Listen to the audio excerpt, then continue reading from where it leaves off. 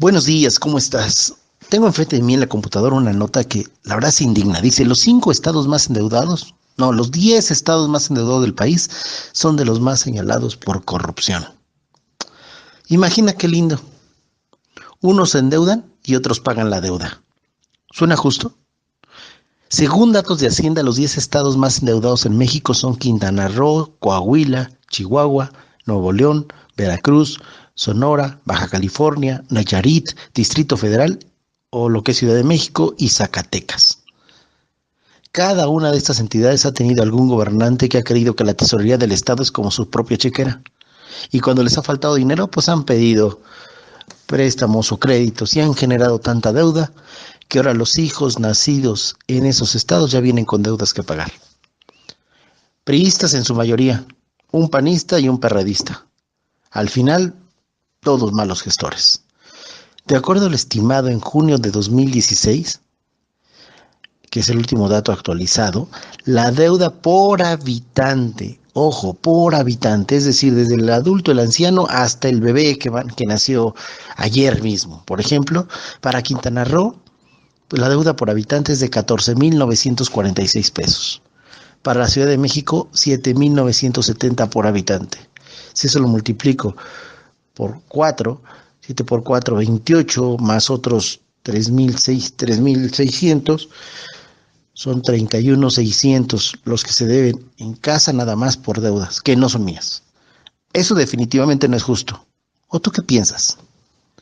La Biblia dice en Proverbios capítulo 11, verso 15, si te comprometes a pagar las deudas de un desconocido, te metes en grandes problemas. Así que evite sus compromisos y vivirás tranquilo. El tema es que en los estados ni nos preguntaron, solo hemos visto cómo nos han ido endeudando. Pero la verdad, sería muy diferente si tú pudieras decidirlo. ¿Tú saldrías o te comprometerías a pagar la deuda de alguien que no conoces? Estoy seguro que no. O bueno, si la Biblia lo plantea es porque Dios sabe que en algunas ocasiones te verás en situaciones de este tipo y podrías terminar pagando. Ahora bien, ¿cómo podrías caer en esto? Dos opciones yo observo. A través de algún embaucador o de plano tendría que suceder algo extraordinario que te motivara a hacerlo. La Biblia da un consejo. Si evitas caer en esos compromisos, vivirás tranquilo. Quizás en el tiempo de Salomón fuera una práctica más común y las consecuencias de hacerlo definitivamente pueden llegar a dañar no solo a la persona, sino a la familia al poner en riesgo de pérdida o llevarlos inclusive a la bancarrota. Déjame mostrarte cómo la Biblia tiene dos ejemplos en donde una persona salió a pagar lo de la otra.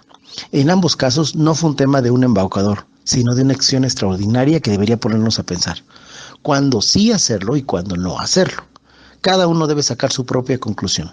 Te cuento la primera historia. Se encuentra en Lucas capítulo 10, versos del 25 al 37. La historia del buen samaritano.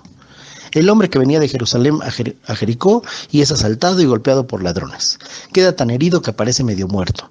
Pasaron junto a él un sacerdote, luego un levita. Ambos lo vieron, pero siguieron de largo.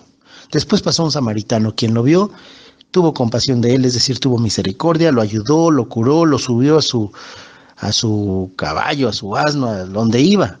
Lo llevó a un hotel a descansar, ahí curó sus heridas y al otro día dejó un dinero para sufragar los gastos, mientras este hombre se reponía. Y siguió su camino, no sin antes decir, te dejo esto y si falta mi regreso yo pagaré lo que se haya gastado. ¿Tú a quién te pareces? ¿Al pobre hombre herido? ¿Al sacerdote? ¿Al levita o al buen samaritano? ¿Quién te gustaría ser en esta historia que día a día se repite en tu propia ciudad? Jesús fue tajante en esta enseñanza. Le dijo a quien se la estaba dando, ve y haz tú lo mismo. La segunda historia es del mismo Señor Jesucristo, quien fue el que se puso en garantía por muchos. Segundo de Corintios capítulo 8, verso 9 dice, ya conocen la gracia de nuestro Señor Jesucristo, que aunque era rico, por causa de ustedes se hizo pobre. Y de ustedes te incluye a ti y me incluye a mí, para que mediante su pobreza ustedes y nosotros llegáramos a ser ricos.